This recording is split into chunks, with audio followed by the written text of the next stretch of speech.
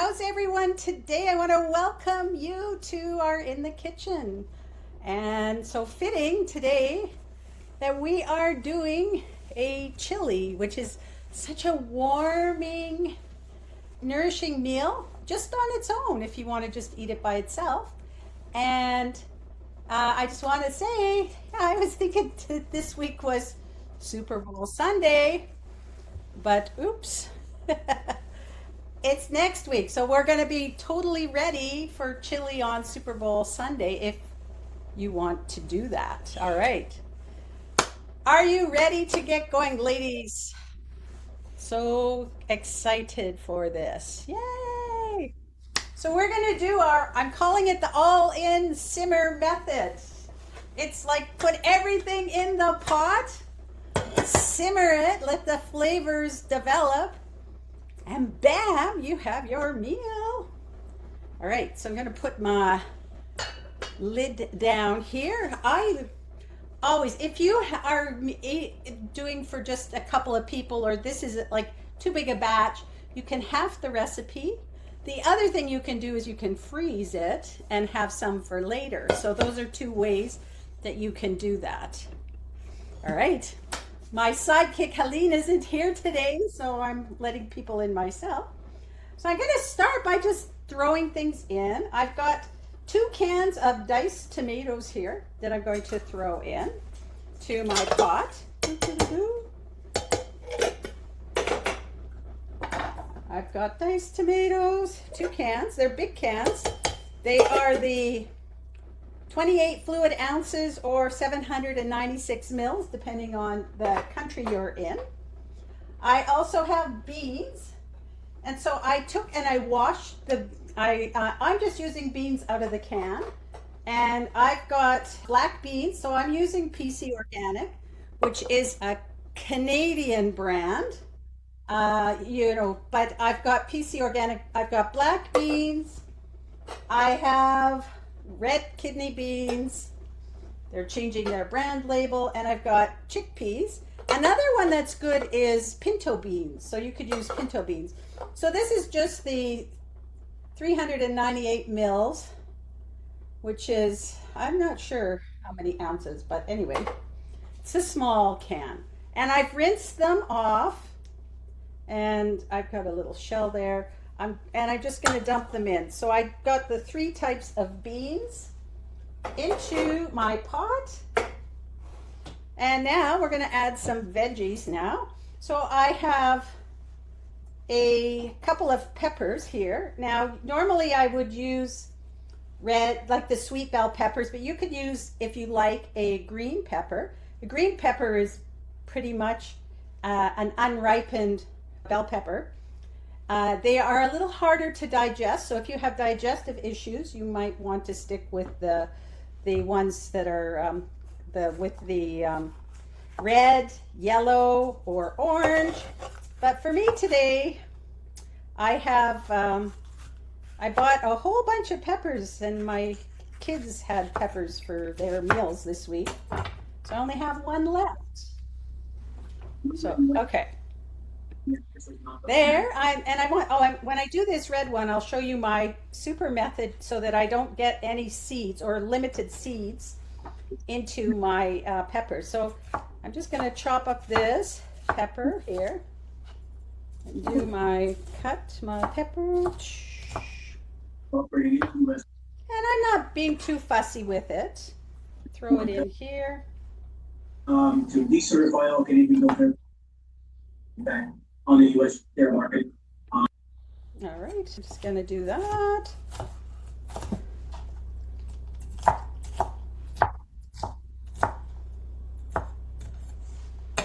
Put it in.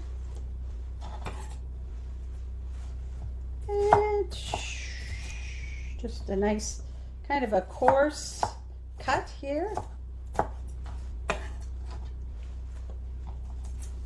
Got one more.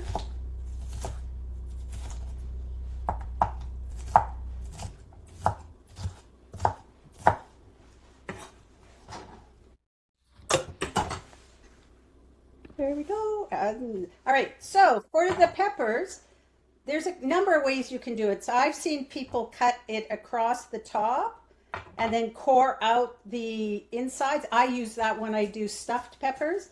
But for this one, what I'm going to do is, I just, looking at where the ribs are, it's kind of like a heart. It's either got 3 or 4 chambers. This one looks like 3. And I just try to go down the chambers and cut around the edge. And you've got the pieces here that are the white fibrous that are holding the seeds in place. So I just cut around that, and there I have a very clean cut. I don't have any seeds in my peppers here. And then I'm just going to chop them up here. So that's an easy way. I'm going to say kudos to my mom for teaching me that. I don't know where she saw it, but it's a great method to really kind of keep the mess down. And just cut that. And I know some people like to cut so that their ends off because they're curly. But I just kind of make it work. This one, it's flat, but in some cases it's not. Like I'll show you the next one. Because you got the curl from the top of the pepper. I just go with it and do my best. I'm not precise. So this goes to our motto that done is better than perfect. So I just chop it up and I'm not being too fussy. Bam. And we have peppers. Now you could add zucchini if you wanted. You could add corn as well. I would put in like some frozen GMO corn if I had some. And I've got our onion. Now I've got a red onion. You can use a white onion as well.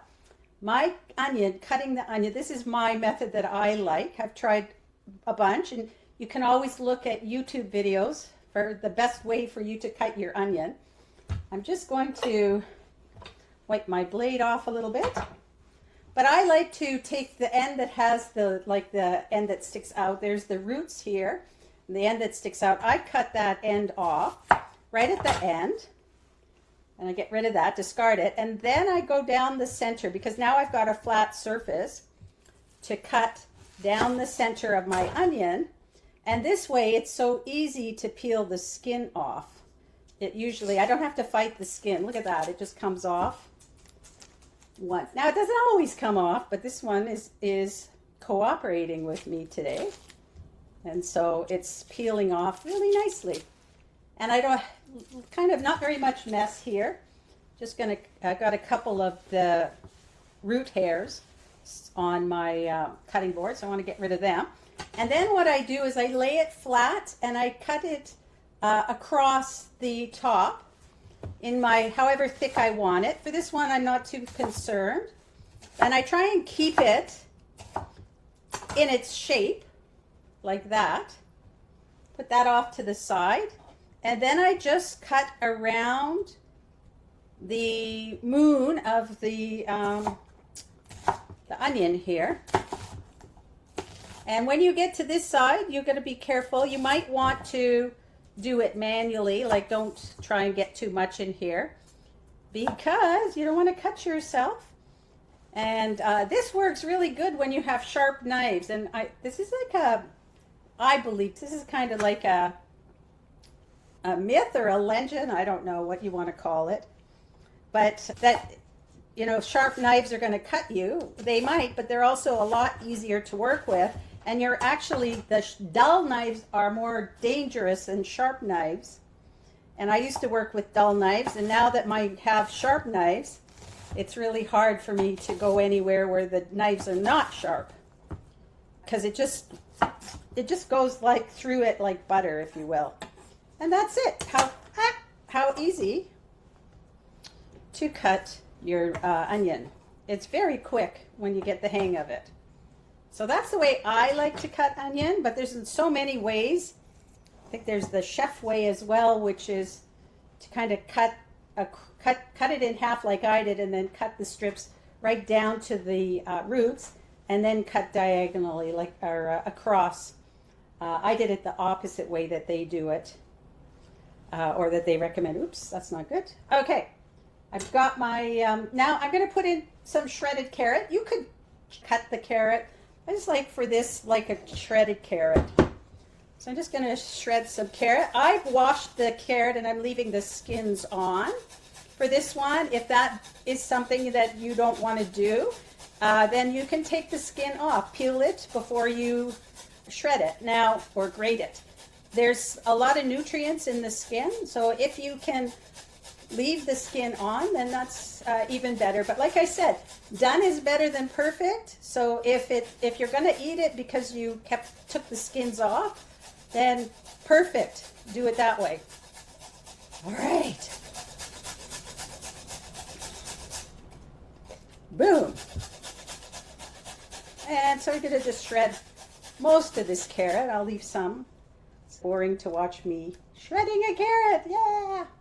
All right. So I've got probably about half a cup of carrot in here. You could put more if you want. And then I'm going to add some spices. Now, I have fresh garlic here, but I forgot to cut it up in advance. So I would recommend that the first thing you do, which I forgot to do, is to chop your garlic or mince your garlic before you start.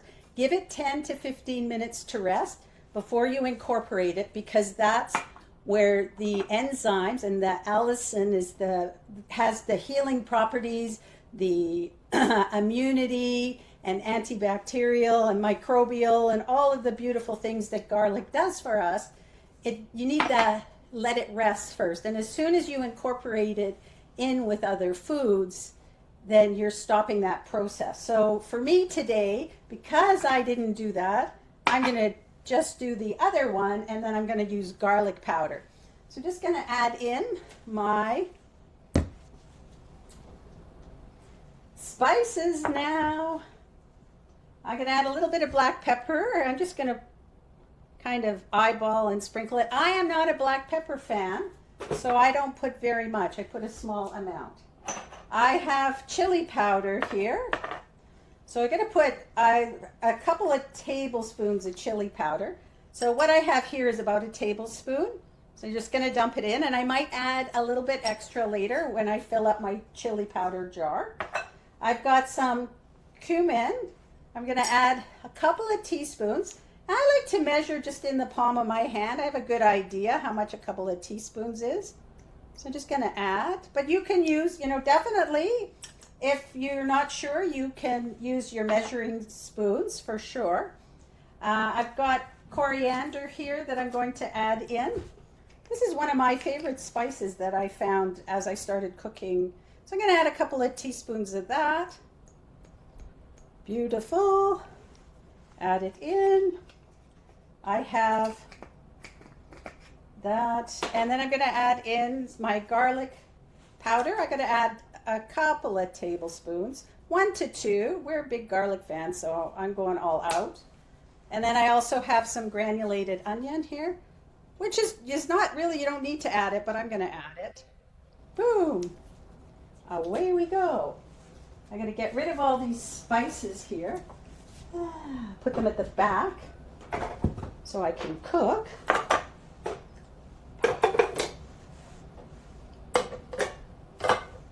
Pile everything up here. I'm going to add a little bit of salt. So I usually use pink Himalaya salt, but I'm going to use, I still haven't got pink Himalayan, so I have a little bit. But I'm just going to use some Celtic sea salt. So I got about a teaspoon of that. And you can use salt to taste if you want as well. And I think that's everything, hopefully. I'm just going to stir this up. Let me see if I can show you. I'm going to put it on the stove, put it on kind of a medium heat, so till it comes to a simmer, a boil. And then I'm going to simmer it for probably about an hour. Now you can also add, the recipe has, I'm going to put that on, the recipe has tomato paste. You can use that as well. I'm not using any today, and I'm fine with that. Oh, I forgot 2 things. This is why I have everything lined up. It's called the mise en place. Now I've got oregano here, so I'm going to put about a tablespoon of oregano in. And I've got a little bit of paprika. And actually, I did forget one thing, which I'm going to add. And that is kind of a magic ingredient, which is really adds flavor to a chili. Let me get it for you. Oops, here it is. This is cacao powder. So I've got raw cacao powder.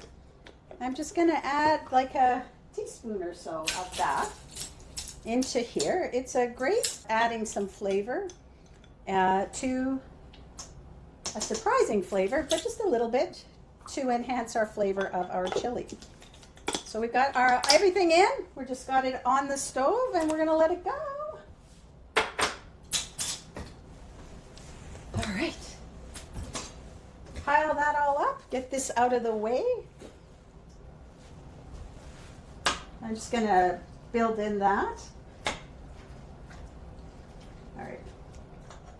So once it comes to a boil and it's simmering, I'm going to turn it down to a medium low and let it simmer for about an hour. You can go longer than that.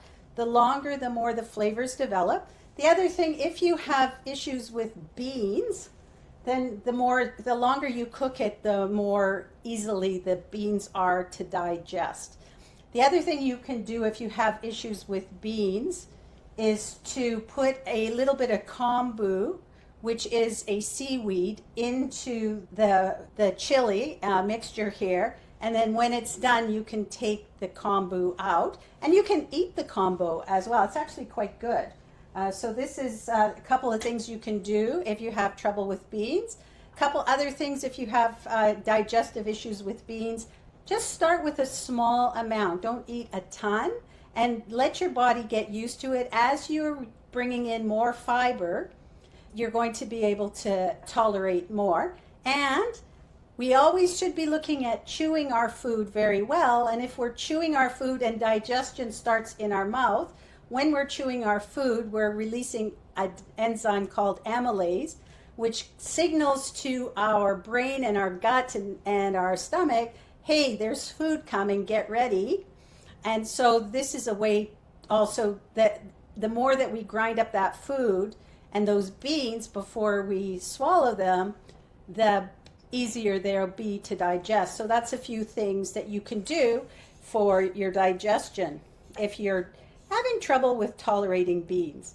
So I want to show you now one of the things that I like to have. I wasn't going to do this at first, but I decided, yes, today is the day.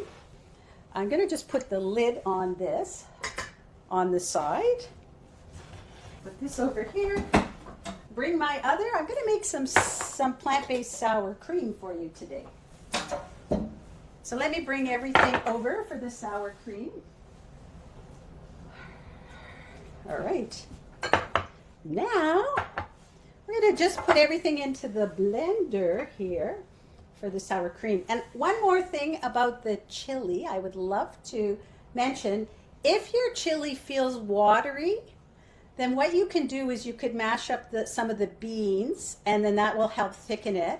Or what I like to do is take the lid off of the pot and let it simmer for the last maybe 15, 20 minutes, even longer if you want to thicken it more with the lid off, so the liquid will evaporate and that will thicken it up quite nicely.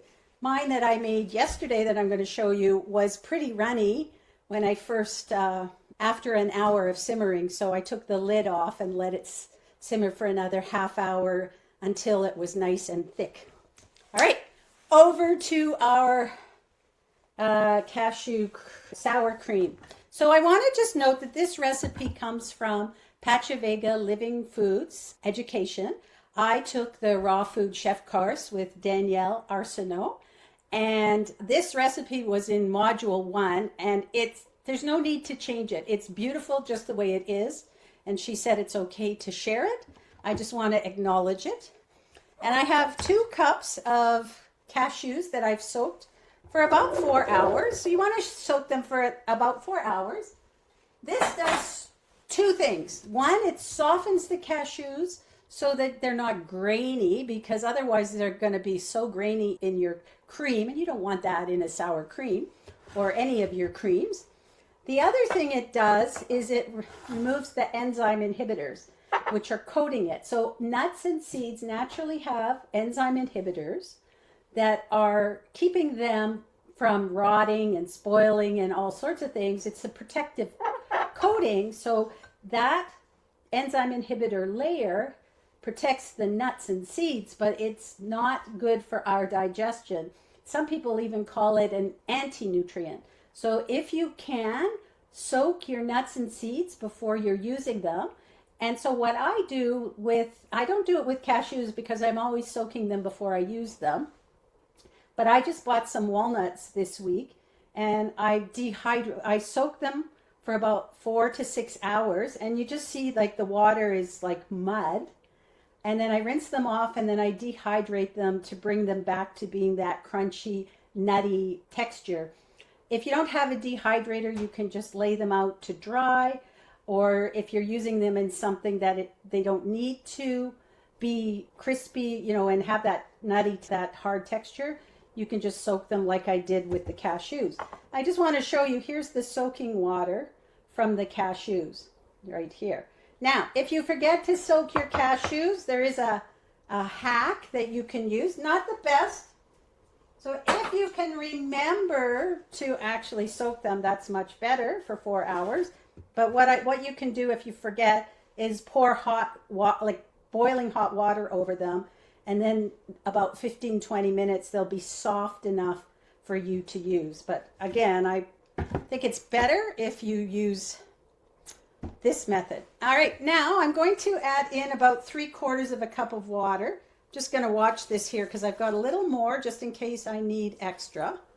So I'm going to add in some water. I have 1/4 of a cup of lemon juice, and fresh is the best, but if you don't have fresh, I buy an organic lemon juice that's not from concentrate, and I keep it in my fridge because I don't always have lemons available.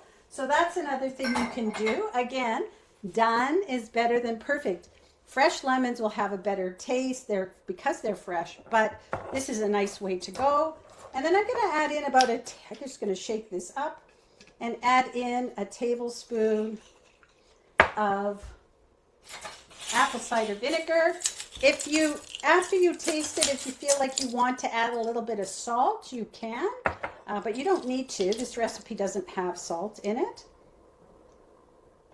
So literally you have 4 ingredients, and we'll blend this up and we'll have this beautiful cashew sour cream. All right, so let me do that here and let it blend until it's nice and smooth.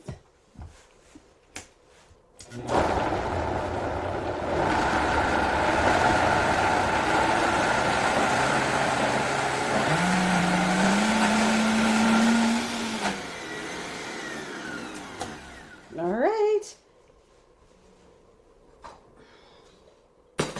I'm just going to poke it. I think it's going to be okay. I have my tamper here in case, but I'm just going to try this first. And if that doesn't work, I'll use my tamper.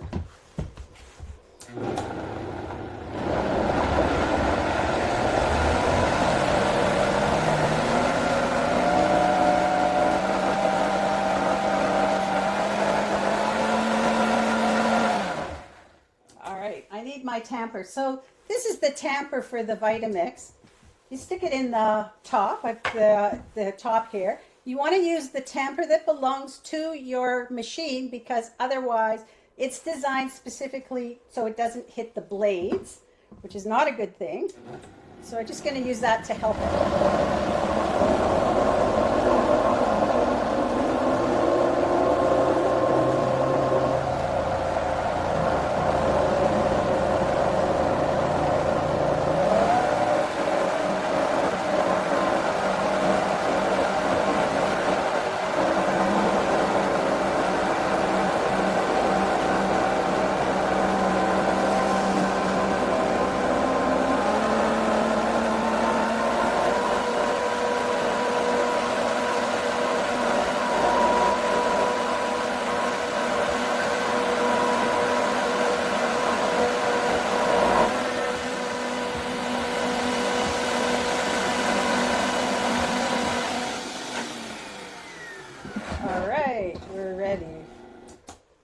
this should be good. Let me try pulling it out.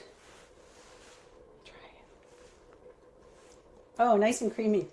I think I got it on my lip. Oh, that's so good.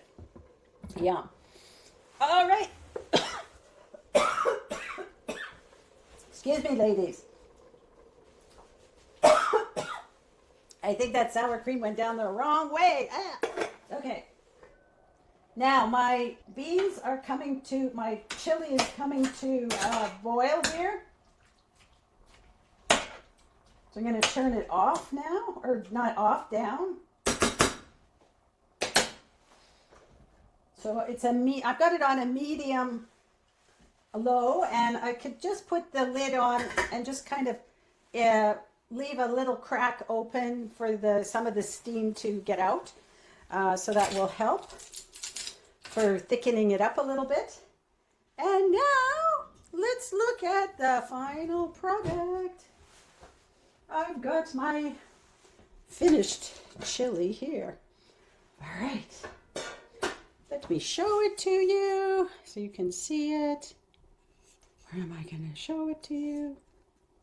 Uh-oh, there go the dogs. Ah. Here's the final version of my chili here. Whee! You can see it's a nice dark ready color. I always think if it's like this darker color, it's ready. Let me show you what it looks like now before. Here's the version that's cooking on the stove. So you can see the difference between the two. All right. Let me go back to the other camera. Boring. All right. So what I'm going to do to make my meal, this you can do. I have my bowl. I'm going to add some rice. So I've cooked some brown rice, and I just cooked it in a rice cooker. It's so easy. It's like to set it and forget it. So I'm just going to add a little bit of brown rice. I've got my brown rice on the bottom here. I'm going to add some chili on it. I'm just adding a little bit, a nice little topping here of chili. And then you can add some toppings. I have some sour cream. We got to put our sour cream on. Yum. I'll put this in for this. I'm going to put this into a container to keep in the fridge. Going to add a dollop. Now, the other one you can do is some avocado is really nice. You could make a guac, or you could just add avocado slices. Yum. That sounds so good for this. And then I'm going to, let me put this off on the side. What I'm going to do is add now some green onion to it. And I'm going to add a cherry tomato right in the center.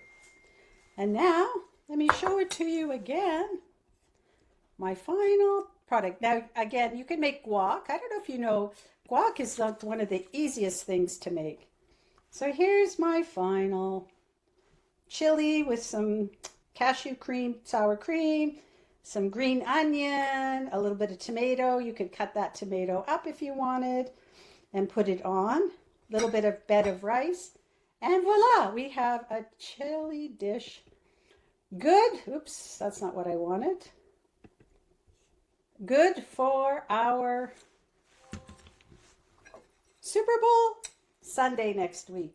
And if you are going to do something like this for Super Bowl, if you're a Super Bowl watcher or having a Super Bowl party or any of that, get your beans this week before I remember going to the store, not for Super Bowl, but I needed some kidney beans, and all the bean aisle was wiped out, totally wiped out. So be careful of that. All right, let me get you the recipe, and then I'm going to taste test it here for you. All right. Here's the link. Debbie, I have a question about the onions. Sure. So I noticed that you didn't saute the onions before you put them in the pot. Yep. And I'm in favor of one pot meals, so there's less to clean and it's just easier. And I really not made chili in so long. But don't you usually like saute the onion and kind of get it brown, a little bit brown? Yeah, so that's the traditional way to do everything is to do that. And you are welcome to do that if you want. So start by sauteing your onion and then your garlic and layering in everything. What I do is I just find that it's just fine without doing that. What I Okay. find is the two things that are really important are one, to make sure that you're adding enough spice, because I know I've tried many recipes where they have just a small amount of spice and it's just so bland. So you got to make sure you're adding the spices in plant-based cooking to get all the flavor. That's the first thing. And then the second part of it, Yeah, I uh, was really surprised at the amount of chili powder that you put in there. yeah, I thought that's going to burn the house down. well, I mean, you can put. I might put even more after I taste it. But yeah, it's really about developing the flavors. And then the other thing is a lot of times what it's if you cook it for a shorter time, you don't give the flavors the time to really develop. So Mm. for me, dumping everything into the pot, so easy. Cooking it for a longer time and making sure you have enough seasoning is really the way that I'm teaching here because I know people want simple. And so this is the all in simmer method. Oh no, I appreciate it. I was just curious. That's Yeah, all. so it still tastes good, Kathy. It still tastes good. It sure looks good. And I know we had somebody join late, so I'm just going to put the recipe link in again. So you have that recipe link in there and you can make it yourself. I had one thing I wanted just because we were talking about the digestion of beans before we go is I've got this brand Eden does organic beans with no salt added. And one of the things that they do is they do add in kombu into the beans when they cook the beans. So when you open it up, you will see like little flecks of black, which is really just the kombu. And I have some kombu, but I didn't bring it out so I could show it to you. It's just basically a seaweed. So if you're interested in using some kombu for your to help with digesting beans, just look it up online and you can find where to buy it. I don't think I found it in the store. I think I got it at a bulk organic place, like an order online bulk organic company. So this is another way. So this brand, I don't know if it's in the US or not. This definitely will have the kombu in it, so it gives you a little more digestion in it. So I have the pinto beans here, but I think it comes in all sorts of beans. All right, I don't know if there's any questions. Beautiful.